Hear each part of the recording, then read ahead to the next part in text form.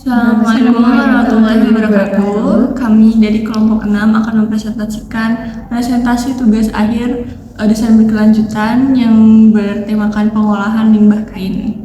Anggota kelompoknya ada saya, Cika Syakwila.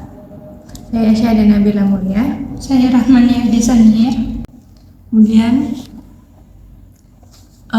sebagai pendahuluan, industri fashion ini mengambil peran cukup banyak dalam meningkatkan kerusakan lingkungan oleh limbah yang dihasilkan. Salah satu yang menjadi faktor dalam fenomena ini adalah kesadaran masyarakat. Kebiasaan membeli produk yang cepat rusak merupakan salah satu faktor yang menyebabkan menumpuknya limbah fashion yang ada di dunia. Limbah pakaian yang menumpuk di ruang terbuka dan bercampur dengan sampah lain ini menjadi sulit terurai, menyebabkan tumpukan sampah yang mengganggu lingkungan dan juga ekosistem.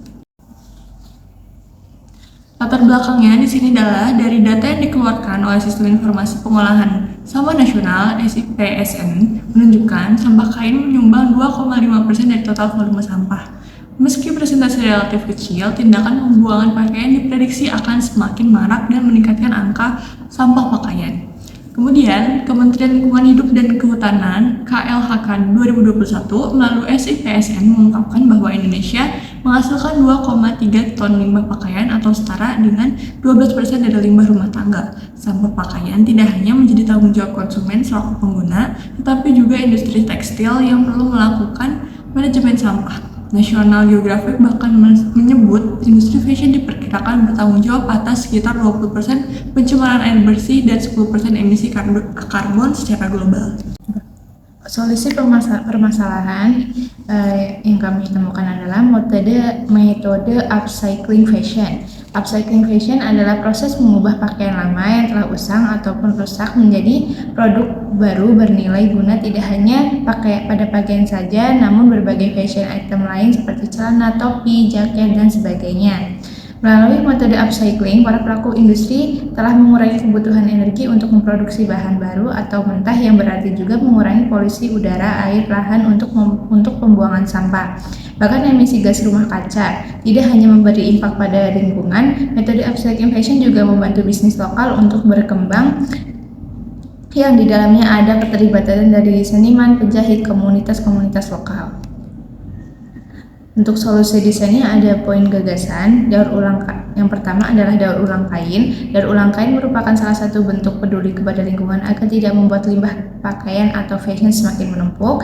Yang kedua, membuat produk dengan menggunakan kain lama atau kain yang akan dibuang. Kita membuat sebuah produk yang bisa menjadi sesuatu kerajinan sehingga kain tidak akan terbuang begitu saja.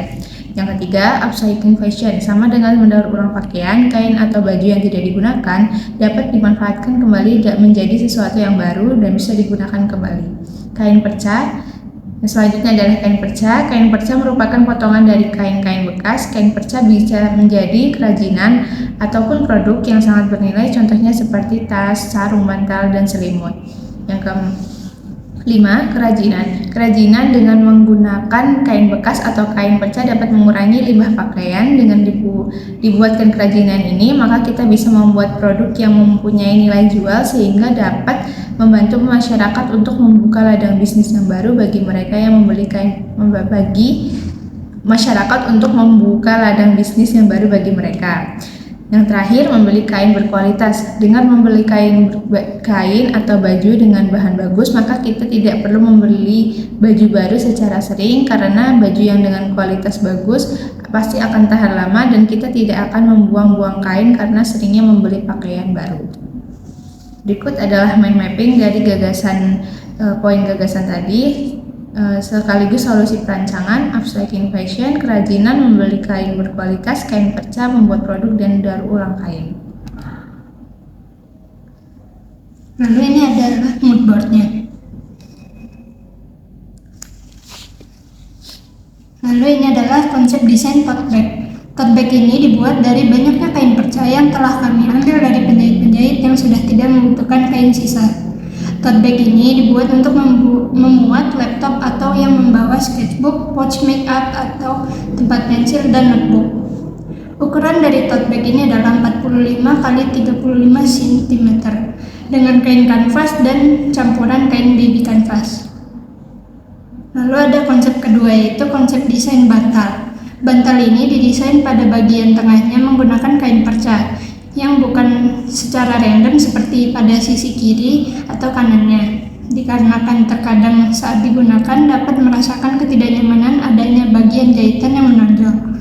Selain menjadi bantal untuk tidur, bantal ini juga digunakan untuk ditata di sofa. Kain perca ini juga telah diseleksi dengan kelembutan kain satin pada umumnya. Ukuran yang kami buat adalah 45 x 45 cm. Sekian presentasi dari kami. Kurang lebihnya mohon maaf. Terima kasih. Wassalamualaikum warahmatullahi wabarakatuh.